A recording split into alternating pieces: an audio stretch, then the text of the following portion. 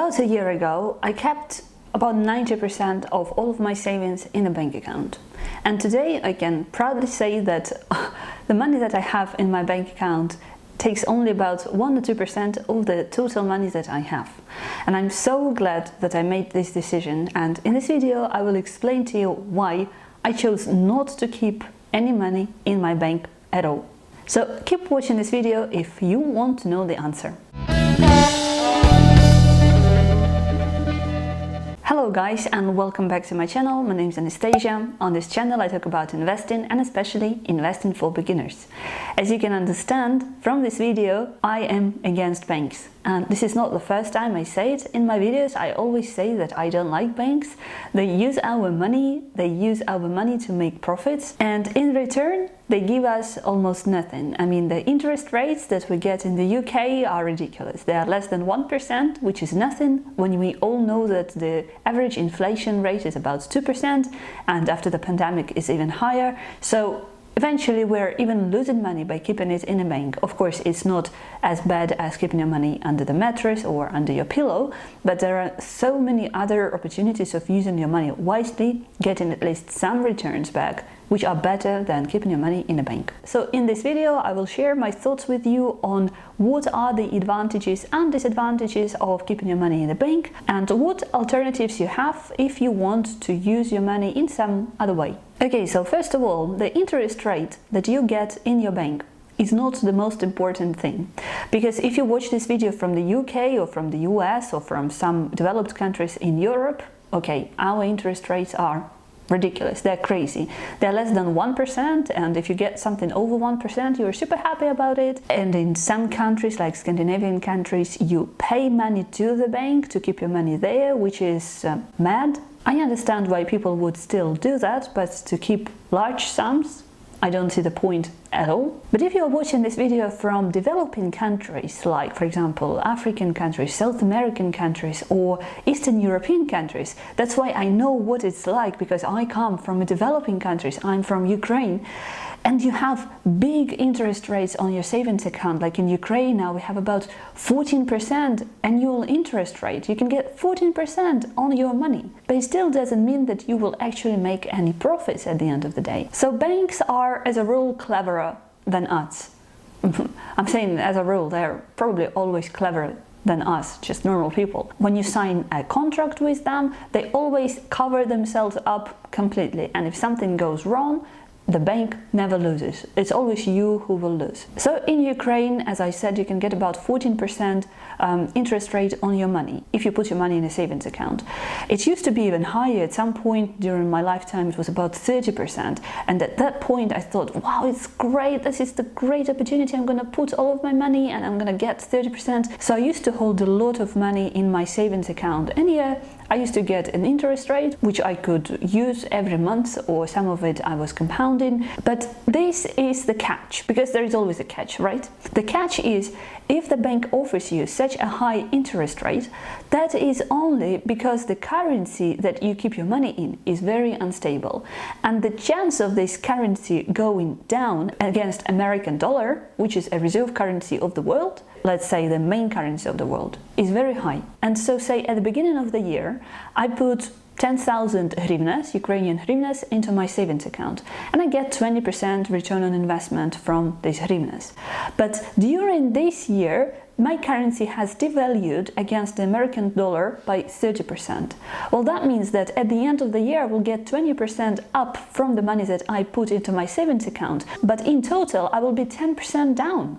Because with the dollar, everything in this world depends on dollar. If the price of gas, oil, gold, all the precious metals, everything in this world depends on dollar. If you're from a developing country, you probably know that even though you have your own national currency, when you want to make a big purchase, like if you buy a house or if you buy a car even, or when I had a wedding in Ukraine, all the prices were in dollars. For my dress I had to pay in dollars, for my photographer I had to pay in dollars, even though he was Ukrainian. And that is because people are trying to protect themselves from devaluation of their own national currency. And the interest rate that bank will give you will always be lower than the potential devaluation of your currency. As soon as your currency, the national currency of your country, starts getting stronger, the interest rate that banks offer you will go down. And that is why probably if you want to open your savings account in a different currency, for example in Ukraine you can open a savings account in hryvnias, or you can also open it in dollars,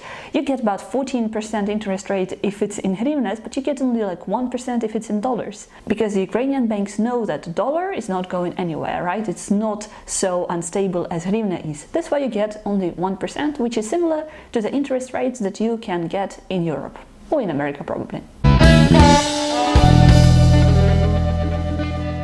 Okay, so if we compare keeping your money under the pillow or under the mattress or in a bank, then of course in a bank it is better. This is the first advantage of keeping your money in a bank over holding your money at home. The second good advantage is that you can easily access this money if you keep it in a savings account in a bank. You usually can withdraw some part or all of the money if you want to make a big purchase, or if you just need this money. If you decide to use it somewhere else, it is not a problem. It is also very convenient.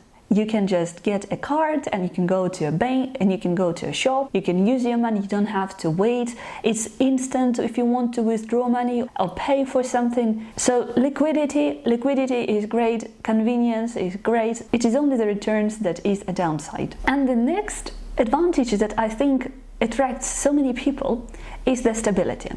Yeah, you get only 1% interest rate, but it is fixed and it is promised to you, you will definitely get it. It is impossible only if the bank collapses or goes bankrupt. Only in that case you will not get your money back, or not all of your money back. But otherwise, the sum that you put in a bank cannot go down. So the safety aspect of keeping your money in a bank is, I think, the main advantage of so many people who are scared to use this money somewhere else, because somewhere else means that higher risks. If you go to any investment platform, any investment website, you will see there that they will always have to warn you, your money, your capital is at risk, it can go up, and at the same time it can go down. With banks that's not the case. You will be guaranteed to get your interest rate at the end of the term. I can't think of any more advantages, and if you can, then please comment below this video because I'll be interested to know your thoughts.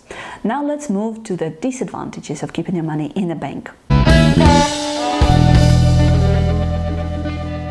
So on top of the main disadvantage of having a ridiculously low interest rate that I've already told you at the beginning of the video, there are also some other disadvantages.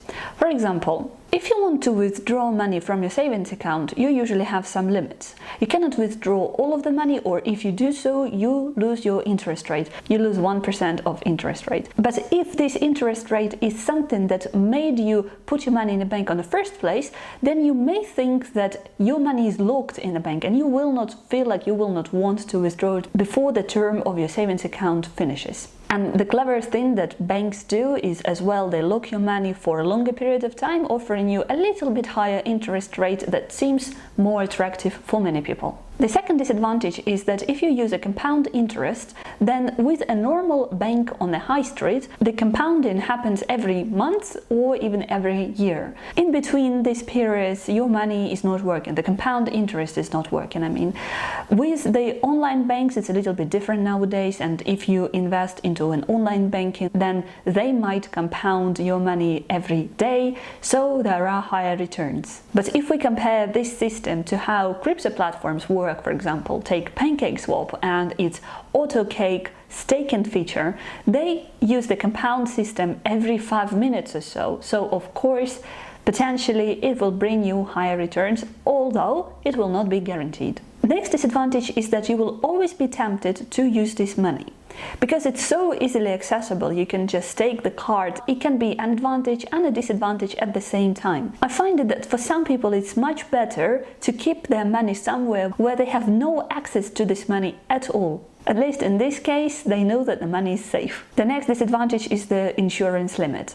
In different countries, the insurance limit is different. It essentially means that the money that you invest into a certain bank is insured only up to a certain sum. Even if the bank goes bankrupt or something happens to this bank and they cannot pay you this money back, the insurance will pay you this money back no matter what. But if you have more money, if you have 500,000, for example, to invest, then if something goes wrong with the bank, you will lose the rest of your money. So it is safe, but it is not 100% safe, as there is no 100% guarantee, just like with anything in this world.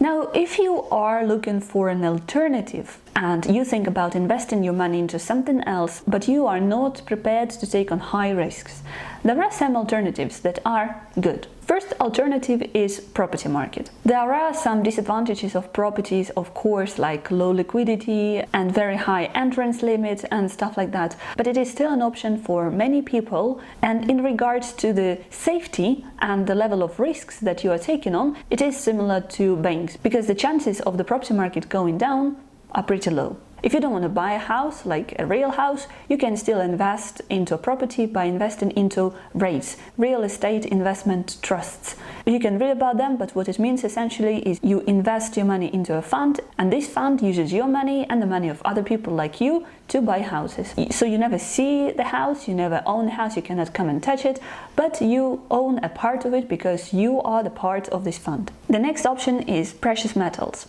Silver, gold being the main one.